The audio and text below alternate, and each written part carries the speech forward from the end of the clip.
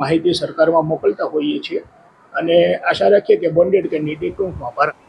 આંતરરાષ્ટ્રીય યોગ દિવસ નિમિત્તે વડોદરા શહેર પોલીસ દ્વારા પોલીસ મુખ્ય મથક ખાતે ભવ્ય યોગ કાર્યક્રમનું આયોજન કરવામાં આવ્યું હતું, જેમાં પોલીસ કમિશનર નરસિંહ કુમારની ઉપસ્થિતિમાં યોજાયેલા કાર્યક્રમમાં પોલીસ, ટીઆરબી, હોમગાર્ડ અને સિવિલ ડિફેન્સના કુલ 1428 જેટલા જવાનો ઉત્સાહપૂર્વક જોડાયા હતા.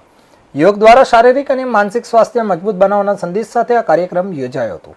21 જૂનના આંતરરાષ્ટ્રીય યોગ દિવસ નિમિત્તે વડોદરા શહેર પોલીસ દ્વારા પોલીસ મુખ્ય મથક ખાતે ભવ્ય યોગ કાર્યક્રમનું આયોજન કરવામાં આવ્યું હતું. આ કાર્યક્રમમાં શહેર પોલીસના અધિકારીઓ અને કર્મચારીઓ મોટી સંખ્યામાં ઉપસ્થિત રહ્યા હતા.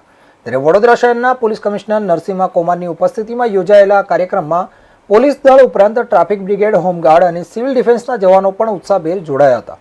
કુલ 1428 જેટલા જવાનોએ એકસાથે યોગાસન, પ્રાણાયામ અને ધ્યાનની વિવિધ ક્રિયાઓ કરી હતી. યોગ નિષ્ણાત ટ્રેનર્સ દ્વારા કેન્દ્ર સરકારના નિર્ધારિત યોગ પ્રોટોકોલ મુજબ તમામને માર્ગદર્શન પણ આપવામાં આવ્યું હતું.